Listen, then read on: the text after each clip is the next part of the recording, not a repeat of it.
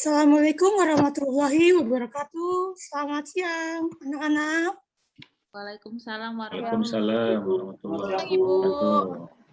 Kok kayaknya lesu ya? Udah ngantuk ya, karena kita ketemunya siang ini. Jam terakhir, Bu. Nggak apa-apa, Semangat, tetap Bu. semangat kita ya. Ya, alhamdulillah kita hari ini bertemu kembali setelah libur Lebaran ya. Jadi Lebaran anak-anak nih pada kemana? Di rumah atau jalan-jalan nih? Di Jalan-jalan di rumah, Bu. Di rumah, Bu, Kita dilarang nggak jalan-jalannya. kemana-mana karena memang sekarang ini kita masih di masanya pandemi ya. Jadi tetap terapkan 3M. Pertama, menjaga jarak. Kemudian apa yang kedua? Memakai masker dan mencuci Cuci tangan. Nah, itu tolong tetap dilaksanakan dimanapun kalian berada. Ya, mau di rumah, mau di luar, itu mencegah. Jadi, dengan kondisi yang seperti ini, mau tidak mau kita belajarnya daring ya. Jadi ya memang kondisinya apa adanya seperti ini. Semoga walaupun kita menggunakan media daring yaitu Zoom meeting ini, semoga pembelajaran pada sore hari ini ya, atau siang menjelang sore, itu kita mulai pembelajaran. Jadi kita berdoa dulu. Silakan untuk Hasbi. Hasbi ada? Ini ke toilet, Bu. Sepertinya Hasbinya lagi ke toilet ya. Oke, selanjutnya ya Ibu suruh Nunung aja ya, pimpin doa dulu sebelum kita mulai budak ke Indonesia. Oke, di sini kita masuk di materi Indonesia zaman Hindu-Buddha, silang budaya lokal dan global tahap awal. Nah, di sini ada kompetisi dasar yang akan kita pelajari pada siang hari ini ya, yaitu 3.5 menganalisis berbagai teori tentang proses masuknya agama dan kebudayaan Hindu-Buddha di Indonesia. Kemudian 4.5 itu mengelola informasi tentang proses masuknya agama dan kebudayaan Hindu-Buddha ke Indonesia, serta pengaruhnya pada kehidupan masyarakat Indonesia masa kini, serta menyajikannya dalam bentuk tulisan. Nah, nanti akan ada tugas kelompok. Nah, nanti akan ada Ibu share di LKPD-nya. Di situ akan dibagikan kelompok mengenai teori-teori masuknya Hindu-Buddha. Ya. Selanjutnya, sini ada tujuan pembelajarannya. Nah, Ibu mau Nunung bacakan yang keras, Nunung. Tolong bacakan tujuan pembelajaran hari ini.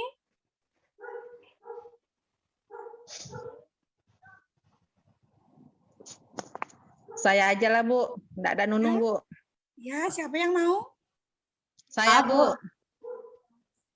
Sepertinya terkendala Nunung ya. Yang lain siapa, ayo? Saya aja, Bu. Saya aja lah, Bu. Ya, silakan bacakan. Yang pertama, menjelaskan teori masuknya agama Hindu-Buddha ke Indonesia. Yang kedua, membandingkan teori Hindu-Buddha berdasarkan kekuatan dan kelemahan teori tersebut. Yang ketiga, menganalisis relevansi teori dengan kondisi masyarakat Indonesia. Dan yang keempat, menyajikan hasil penarahan tentang masuknya Hindu-Buddha ke Indonesia dalam bentuk tulisan. Ya, jadi pada hari ini, inilah tujuan pembelajaran yang akan kita capai. Semoga tercapai pada sore hari ini ya.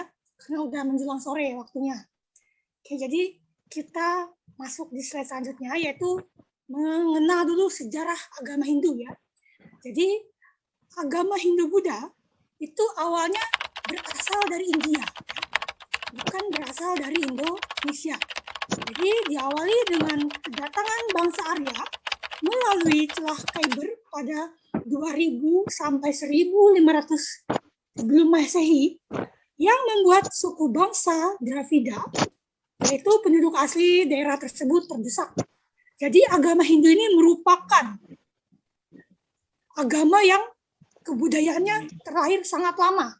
Sudah tua sekali ya, karena masanya 2000 sampai 1500 tahun sebelum Masehi.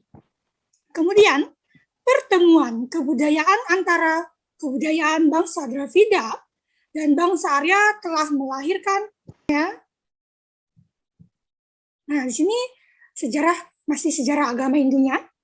Jadi bangsa Arya ini ketika dia terlahirnya sinkretisme agama Hindu itu menciptakan sebuah sistem kasta karena tidak ingin tercampur dengan bangsa Dravida. Kira-kira di sini ada yang tahu apa itu kasta atau pernah mendengar kasta itu apa? Strata sosial, Bu. Strata sosial. Strata sosial itu apa?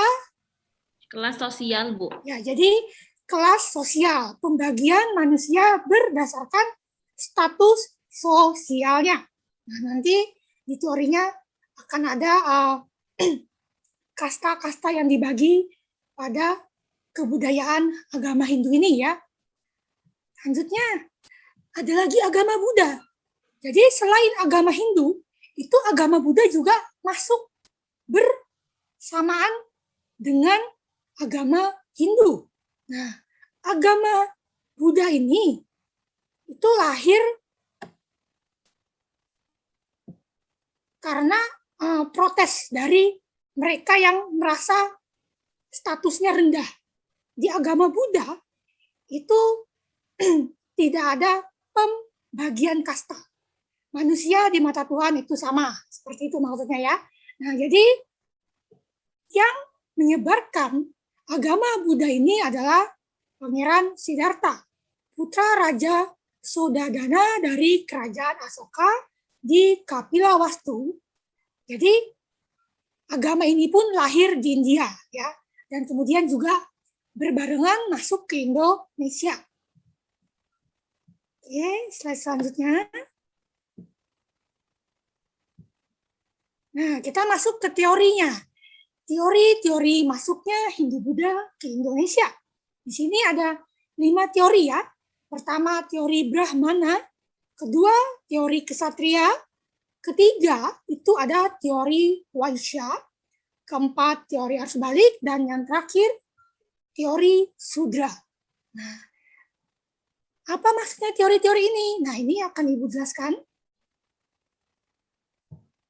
Nah, jadi di sini ada teori Brahmana.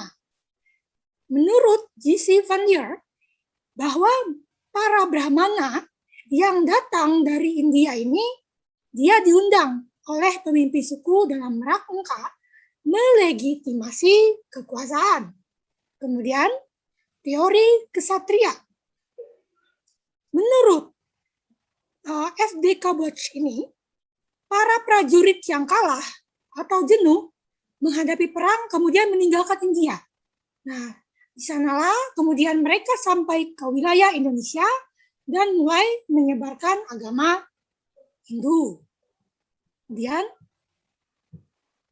teori Waisya, ya. Nah, menurut N.J. Krom, bahwa bangsa India yang datang ke Indonesia ini dia para pedagang. Para pedagang ini kemudian menikah dengan penduduk pribumi. Jadi akhirnya agama Hindu ini diperkenalkan melalui saluran perkawinan atau pernikahan. Kemudian ada teori arus balik. Nah, teori arus balik ini menurut G. Coates, yaitu bangsa Indonesia berkunjung ke India untuk mempelajari agama Hindu dan Buddha. Sekembalinya dari India, mereka membawa pengetahuan tentang agama dan kebudayaan India. Ya, nah, tapi dari keempat teori ini, itu masing-masing punya kelemahan dan kelebihannya. Ibu sudah share linknya untuk kalian kerjakan LKPD secara berkelompok, ya. Di situ ada 3 kelompok. Silakan kalian kerjakan. Ibu beri waktu selama 15 menit, ya.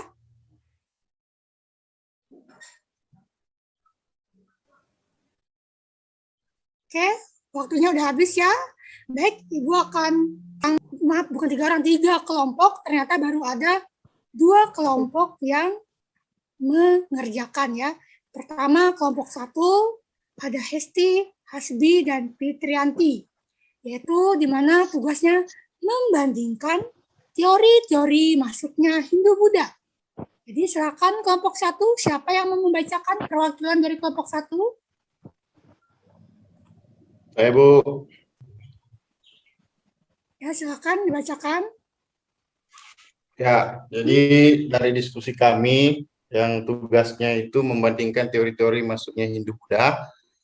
Di sini pertama teori Brahmana, di mana teori ini menjelaskan bahwa agama Hindu-Buddha pertama kali diperkenalkan oleh kaum Brahmana yang mengetahui dengan pasti tentang ajaran Hindu-Buddha.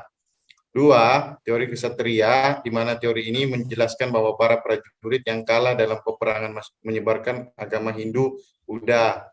3, teori Waisya, teori ini menjelaskan bahwa para pedagang yang singgah dan tidak hanya berdagang di Indonesia, tetapi juga sambil menyebarkan ajaran Hindu-Buddha.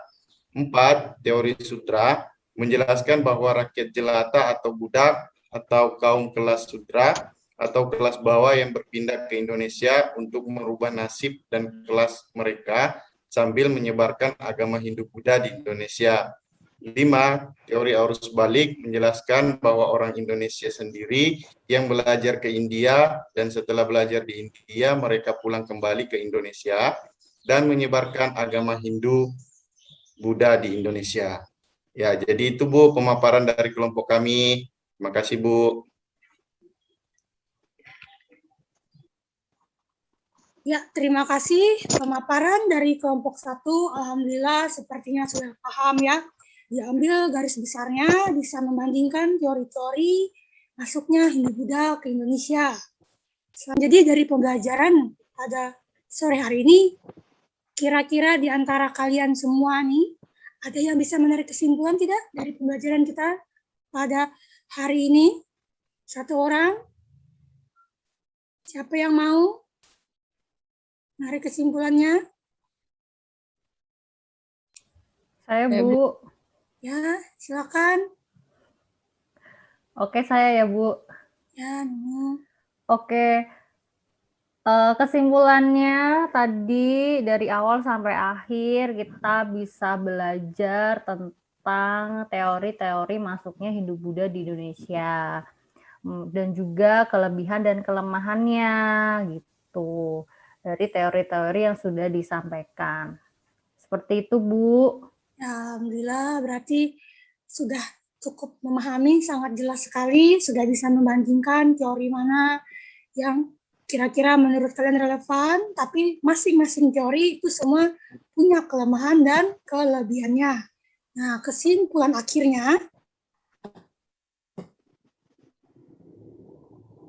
nah itu bisa dibacakan di sini ya. Silakan yang mau membacakan, siapa lagi kesimpulan akhir ini? Saya, Bu. Yo, siapa? Misra ya? Ya, Bu. Silakan bacakan Misra. Kesimpulannya yaitu teori masuknya Hindu-Buddha ke Nusantara menurut para ahli dibagi dua. Yang pertama, pendapat pertama mengatakan bahwa dalam proses masuknya kedua agama ini, bangsa Indonesia hanya berperan pasif. Bangsa Indonesia hanya sekedar menerima budaya dan agama dari India.